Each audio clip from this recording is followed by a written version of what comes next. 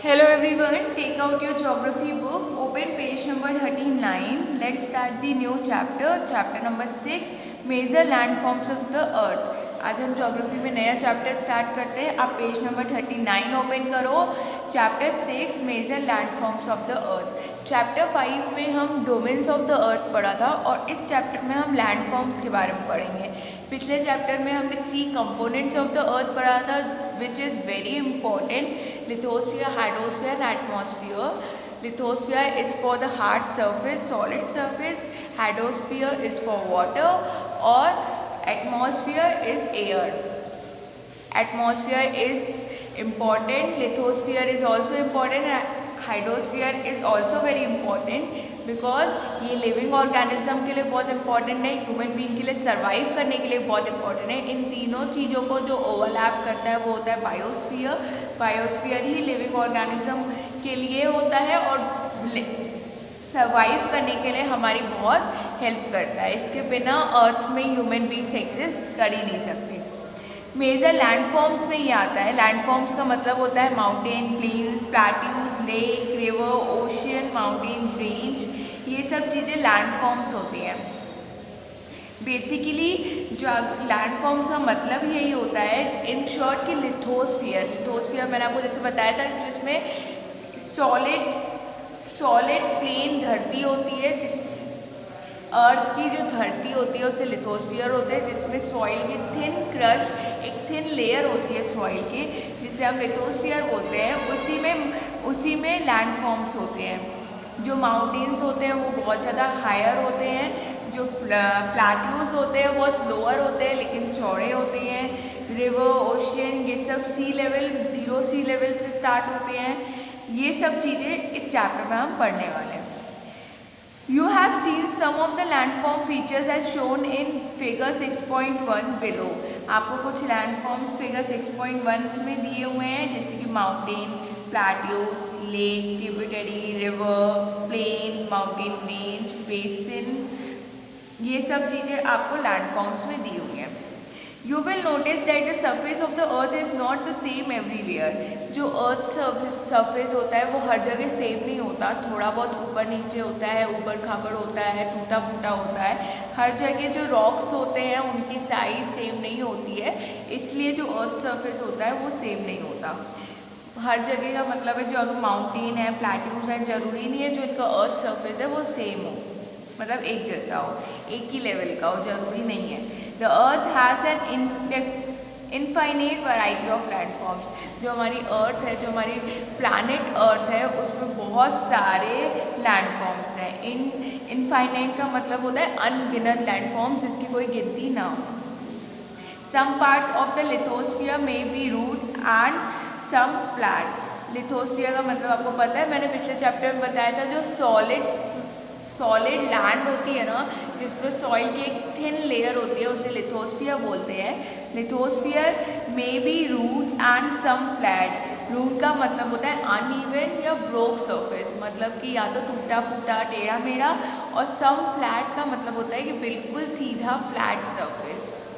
तो कभी कभी जो लैंडफॉर्म्स होते हैं वो कभी कभी ऊबड़ खाबड़, टूटा फूटा भी होता है, जैसे पत्थर ऊपर नीचे होते हैं, और कुछ ऐसे होते हैं जो बिल्कुल ही फ्लैट होता है। These landforms are a result of two process, और ये landforms के 2 प्रोसेस होते हैं। कौन कौन से? इंटरनल प्रोसेस और external process. You will be amazed to know that the ground you are standing on is slowly moving. आपको ये जानकर बहुत अच्छा लगेगा कि जिस धरती पे आज आप खड़े हो वो मूव करता है, मतलब वो कंटिन्यूसली धीरे धीरे, स्लोली मतलब बहुत धीरे धीरे मूव करता है। अब कैसे मूव करते हैं ये हम पढ़ते हैं। Within the earth a continuous movement is taking place. Earth में बहुत कंटिन्यूस मूवमेंट होता है, लगातार हमारी जो धरती है वो मूव होती रहती है।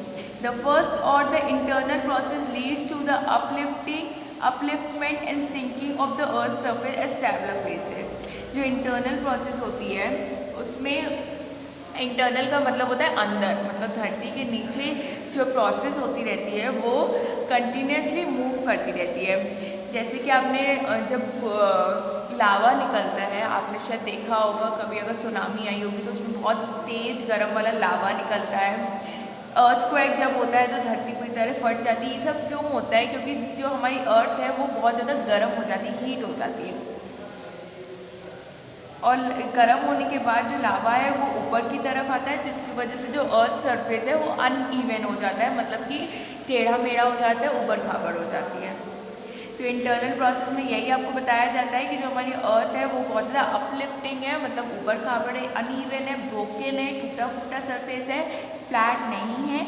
और जो उसका जो लैंडफॉर्म्स हैं वो जो लैंडफॉर्म्स है जिसमें अर्थ क्रश होती है, उसके नीचे जो अर्थ क्रश होती है, जो थिन लेयर सॉइल की होती है, उसके नीचे जो जो हमारी धरती है वो गर्म हो जाती है, बहुत ज़्यादा हीट हो जाती है, जो उसके अर्थ के नीचे जो कंटिन्यूस मूवमेंट है उसमें अफेक्ट आता है, जिसकी वजह से या तो अर्थक्वेक या तो सुनामी आती है और लावा वो ऊपर की तरफ निकलता है, जिसकी वजह से जो अर्थ सरफेस है वो बहुत ज़्यादा अनइवन और ब्रोकन हो जाती है। Now turn the page, open page of 40. The second or the external process is a continuous wearing down and rebuilding of the land surface. अब हम एक्सटर्नल प्रोसेस पढ़ते हैं। एक्सटर्नल प्रोसेस भी continuously wearing down and rebuilding of the land surface, वो continuously rebuild होता रहता है। जैसे कि अगर कोई विंड, कोई हवा चली तो जो डस्ट है या कोई रेत है या धूल मिट्टी है या फिर कोई हल्के फुल्के जो स्टोन होते हैं वो हवा की वजह से कहीं और चले जाते हैं, तो वो कहीं और रीबिल्ड हो जाते हैं, वहीं पे सेटल हो जाते हैं। तो ऐसी चीज़ें होती रहती है। जो एक्सटर्नल प्रोसेस है माउंटेन्स का, प्लेन्स का, वो अपने आप नेचुरली वो रीबिल्ड होते रहते हैं।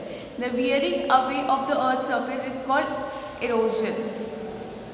जो ये मोमेंट है विंड की वजह से, उसे हम इरोजन बोलते हैं। The surface of being lowered by the process of erosion and rebuilt by the process of deposition.